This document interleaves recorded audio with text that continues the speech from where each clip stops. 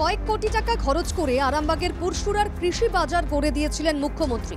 কথা ছিল বাজারের স্টলগুলিতে বসে ন্যায্য মূল্যে বিক্রি বাট্টা করবেন কৃষকরা। কিন্তু স্থানীয়দের অভিযোগ, দীর্ঘদিন তালাবন্ধ পড়ে রয়েছে বাজারের স্টলগুলি। অভিযোগ, অধিকাংশ স্টল দখল করে রেখেছেন স্থানীয় তৃণমূল নেতারা। সেখানে ছড়িয়ে ছিটিয়ে রয়েছে মদের বোতল। বারবার জানানো হলেও নির্বিকার প্রশাসন। অভিযোগ পুরসুরাবাসীর। যে রাস্তায় আরে বসছে সেগুলো এক জায়গায় এসে কৃষক বাজারের মধ্যে বসার একটা পরিকল্পনা ছিল কিংবা পরিকল্পনা আছে, ওইখানেই বসতে হবে।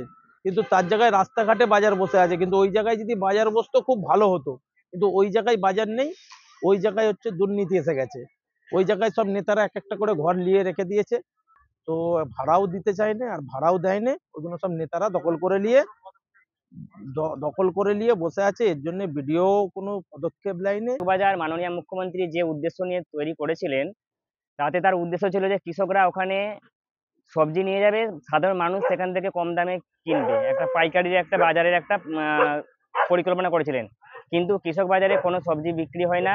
রাস্তাঘাটে খুবই অসুবিধার মধ্যে মানুষকে বাজার করতে হয়। সবজি নিয়ে মানুষ যেতে পারে, তো মানুষের অনেক উপকার হবে, জনসাধারণ উপকৃত হবে। কৃষি বাজার নিয়ে তৃণমূলকে কটাক্ষ বিজেপির। সরকারি জায়গায় মদ, মাংস, ফুর্তি এসব তৃণমূল কংগ্রেস নেতাদের কালচার, তো সেটাই ওখানে হচ্ছে। আর সরকার উদাসীন আছে, আর পুলিশকে বারবার কেউ অভিযোগ জানিয়েও কোনো কাজ হয় না। আমরা দুবার ওখানে চেষ্টা করি যাতে ওই জায়গাটাকে পুনরায় বাজারটাকে চালু করা যায়।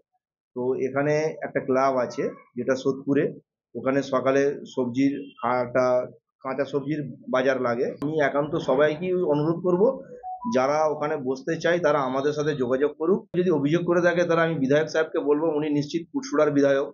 বিধায়ক মানে সবারই হয়, চাষিদেরও হয় এবং সর্বজনের হয়। তাহলে সেখানে বিধায়ক সাহেব একটা শ্বেতপত্র দেখাক যে উনি ডিএম কে, এসডিও কে কি বিডিও কে একটা চিঠি করেছে কৃষি বাজারটা খোলার জন্য। শাসক বিরোধী কাদা ছোড়াছুড়িতে বিপাকে সাধারণ মানুষ থেকে চাষিরা। প্রশাসন উদ্যোগ নিয়ে বাজারটি পুনরায় চালুর ব্যবস্থার দাবি পুরসুরাবাসীর।